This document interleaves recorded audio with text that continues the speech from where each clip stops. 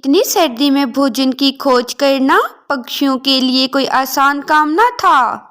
चिड़िया, कौवा और गोरी कवि इतनी ठंड में बर्फ से ढके पहाड़ों से उड़ते हुए पहाड़ों की दूसरी दिशा में भोजन की खोज के लिए उड़ते हैं।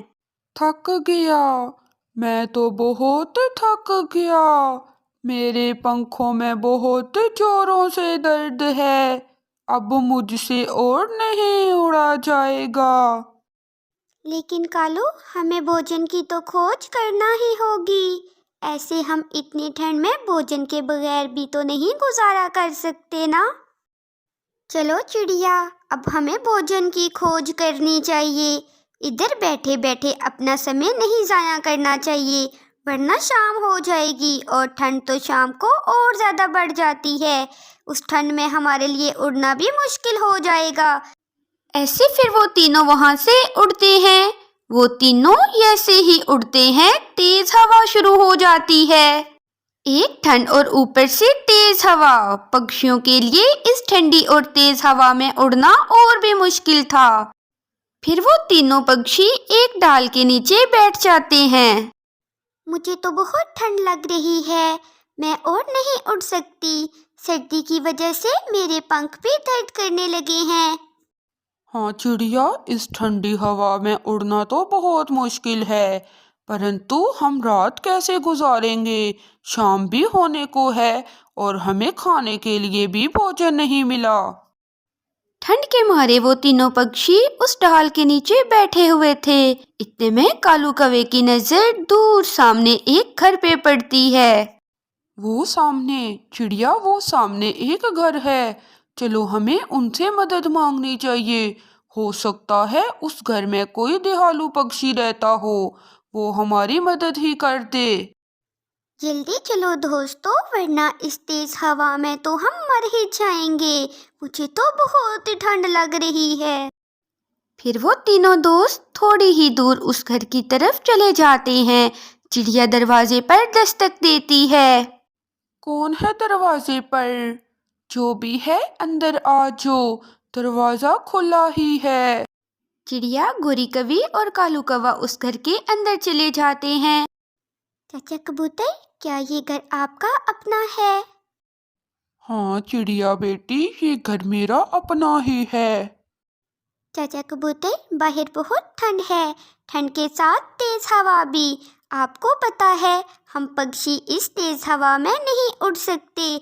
अगर आप हमें कुछ देर के लिए अपने घर रख लें तो आपकी बहुत मेहरबानी होगी। हाँ चिड़िया, क्यों नहीं, जब तक आप चाहो आप मेरे घर में रुक सकती हो। ये आपका अपना ही घर है। आप बैठो, मैं आपके लिए गरम गरम चाय बना कर लाता हूँ। बाहर तो बहुत ठंड थी। अब तेज हवा के साथ बारिश भी शुरू हो गई, जिसने मौसम को और भी ठंडा कर दिया। सारे पक्षी बारिश से बचकर अपने अपने घोंसलों में बैठे हुए थे। गरम गरम चाय पीकर इन तीनों पक्षियों की जान में जान आ जाती है। गोरी कवि की नजर कबूतर के भोजन पे पड़ती है, जो कबूतर ने अपने लिए इकट्ठा करके रखा था। गोरी कवि बहुत लालची थी, वो तो उस भोजन पे ही अपनी नजरें जमा लेती है। कालू को गोरी की सारी चाल समझ आ जाती है। कालू, जो कि हर दफा ही गोरी का बुरे कामों में साथ देता था, इस दफा भी वो गोरी का साथ देने का सोच लेता है।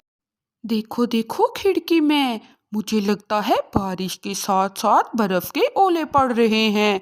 चिड़िया इधर आओ, तुम भी खिड़की में देखो। चचा कबूतर, आप क्या दूर बैठे हैं? आप भी देखें कैसे जंगल में बर्फबारी हो रही है। ऐसे फिर कालू चचा कबूतर और चिड़िया को अपनी बातों में लगाता है। गोरी वहां से भोजन चुरा लेती है। थोड़ी देर के बाद बारिश रुक जाती है। वो तीनों पक्षी चाचा कबूतर को अलविदा करते हुए अपने जंगल की तरफ उड़ते हैं। देखो कालू, कैसे मैंने अपना काम दिखाया। हमने कैसे उस बुड्ढे कबूतर को अपनी जाल में फंसाया। एक तो हमने रात उसके घर गुजारी, दूसरा भोजन भी मिल गया, वो भी इतनी आसानी से। हाँ हाँ गोरी, ऐसे ही होता है, ऐसे ही बेवकूफ बनाया जाता है। अब देखता रहेगा बुड्ढा अपना भोजन। कालू, कालू मेरा सांस रुक रहा है। कालू, मेरा सांस रुक गया। मैंने 2 ही दाने भोजन के खाए, ये तो मेरे हलक से नीचे ही नहीं उतर रहे। कालू कुछ करो। कालू मेरा सांस रुक गया है, मैं मर जाऊंगी। कालू किसी डॉक्टर को बुलाओ। कालू प्लीज मेरी मदद करो, मेरा सांस बिल्कुल नहीं निकल रहा। गोरी, क्या हुआ है तुम्हें? क्या हो गया मेरी गोरी को? मैं अभी चिड़िया को बुला कर लाता हूँ। मैं जरूर कोई ना कोई उपाय निकाल लूंगा। मैं बचा लूंगा अपनी गोरी को। ऐसे फिर कालू चिड़िया को अपने घोंसले में ले आता है।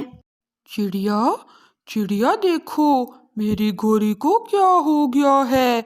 इसने उस बुड्ढे कबूतर के घर से भोजन चुराया था। अभी 2 ही दाने खाए हैं, गोरी का सांस रुक गया है। कितने बुरे पक्षी हो आप। आपने चाचा कबूतर के साथ बहुत गलत किया है। उधर से ही खाया, उसी थाली में ही आपने छेद किया। आपका यही हाल होना चाहिए। मैं आपकी कोई मदद नहीं कर सकती। अब तो आपको चाचा कबूतर ही खुद बचा सकता है। जाओ कालू, इसे तुम चाचा कबूतर के पास ले जाओ। अरे चिड़िया, मेरी प्यारी दोस्त, तुम भी चलो मेरे साथ। मैंने बहुत गलत किया है, मुझे मेरी गलती का एहसास हो गया है, परंतु मेरा सांस बहुत ज़ोरों से रुका है। प्लीज कोई मेरी मदद करे, प्लीज, मैं तो ऐसे मर जाऊंगी। ऐसे फिर गोरी कवि को लेकर कालू कौवा और चिड़िया चाचा कबूतर के पास पहुंचते हैं। चाचा कबूतर भी दरवाजा खोलकर अपने घर के बाहर बैठा हुआ था। माफ़ कर देना चचा कबूतर, मुझे माफ़ कर देना। मैं बहुत लालची हूँ। मैंने लालच में आकर आपका भोजन चुराया।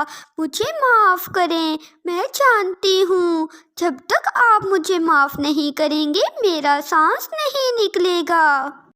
कभी तुमने थोड़ा सा भी मेरा एहसास नहीं किया। मैंने तो आप तीनों पर नेकी की थी, लेकिन आपने मेरा ही भोजन चुरा लिया। जाओ कवि, इस दफा तो मैं तुम्हें माफ करता हूँ, परंतु आगे ऐसी गलती ना करना। इस गलती की सजा तो तुम्हें खुद ही मिल गई है। कालू जी, पूरे जंगल में भोजन सिर्फ एक ही खेत से मिलता है, परंतु वहाँ से ही जंगल के सारे पक्षी भोजन की खोज करते हैं। अगर ऐसा ही रहा तो वहाँ से भी भोजन खत्म हो जाएगा। ठंड में भोजन मिलना तो बहुत ही मुश्किल होगा। हमें कोई ना कोई उपाय करके पक्षियों को वहाँ से भोजन की खोज करने से रोकना होगा। हाँ गोरी, बात तो तुम्हारी बिल्कुल ठीक है। हमें इसका कोई ना कोई उपाय तो निकालना ही होगा। अगर दूसरे पक्षी वहाँ से भोजन ना खाए तो ठंड के दिन हमारे बहुत अच्छे से गुजर जाएंगे। ऐसे फिर कालू अपने घर से कुछ भोजन लेकर चिड़िया के घर जाता है और वो उसे कहता है, चिड़िया, चिड़िया, हमारे जंगल के खेत में जो भोजन है, रात के किसी जालिम किसान ने इसमें जहरीला स्प्रे कर दिया है। अब ये जहरीला भोजन बिल्कुल खाने के काबिल नहीं रहा। अभी अभी मेरा मामा आया था, उसने बताया इस जंगल में 2 दूसरे जंगल के पक्षी खोज करने आते थे। उन्होंने ये भोजन खाया और वो साथ ही मर गए हैं। कवि भैया, क्या आप सच कह रहे हैं? हाँ चिड़िया, भला मैं क्यों झूठ बोलूंगा, मैं बिल्कुल सच कह रहा हूँ। जाओ तुम अपने दोस्तों को भी बताओ, कल से दाना दूसरे जंगल से लाना होगा। हमें तो बहुत सा दाना हमारे मामा जी दे गए हैं, हम कुछ दिन उसी पे गुजारा करेंगे। इतनी ठंड में हमसे दूसरे जंगल नहीं जाया जाता। चिड़िया जल्दी से कबूतर और मिट्ठू के पास जाती है। मिट्ठू और कबूतर, क्या आपको पता है हमारे जंगल में यहाँ से भोजन मिलता था, वहाँ किसी जालिम किसान ने जहरीला स्प्रे कर दिया है। मुझे अभी अभी कालू कौवा बता के गया है। दूसरे जंगल के 2 पक्षी वहाँ से भोजन खा के गए हैं और शाम होते ही वो मर गए। तोते और कबूतर, अब हमें भोजन की खोज करने के लिए दूसरे जंगल जाना पड़ेगा। चलो चिड़िया, अगर ऐसी बात है तो अभी से हमें दूसरे जंगल जाना चाहिए। हमारे पास समय बहुत थोड़ा है। दूसरा जंगल यहाँ से बहुत दूर है। अगर हम इसी पछतावे में बैठे रहे तो हम तो भूखे ही मर जाएंगे। गोरी, जल्दी आओ, मेरे साथ जल्दी आओ। हम इस खेत से भोजन की खोज करें, क्योंकि मैंने दूसरे पक्षियों को इस जंगल से भगा दिया है। मेरे जहन में ऐसा उपाय आया, वो पक्षी तो डर के मारे कभी उस खेत का मुंह भी नहीं करेंगे। वाह, क्या बात है मेरे कालू की। चलो चलो कालू, अब जल्दी चलो। अब हम दोनों ही अकेले मालिक हैं उस खेत के। हमें तो खाने के लिए बहुत सा भोजन मिलेगा। फिर वहाँ से गोरी और कालू भोजन की खोज करने जाते हैं। वो वहाँ से काफ़ी ज़्यादा भोजन इकट्ठा करके अपने घर ले आते हैं। कालू और गोरी दोनों बैठकर वो भोजन खाते हैं। जहरीला भोजन, कालू जहरीला भोजन।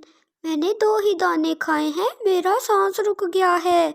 कालू, मुझे लगता है ये भोजन वाकई ही बहुत जहरीला है। हाँ गोरी, गोरी, सांस तो मेरा भी नहीं निकल रहा। मैंने भी बस 2 ही दाने खाए हैं, वो भी मेरे हलक में ही अटक गए हैं।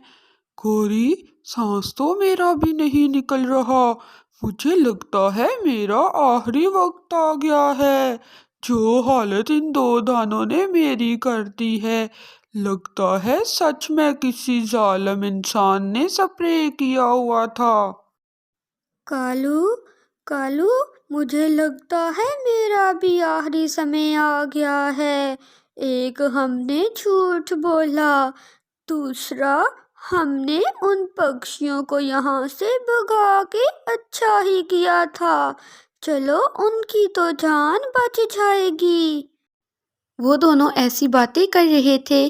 इसी ही समय वो जहरीले दाने उनके अंदर और ज़्यादा जहर फैला देते हैं और वो दोनों वहीं पे मर जाते हैं। ऐसे उन दोनों को झूठ और लालच की सज़ा मिल जाती है।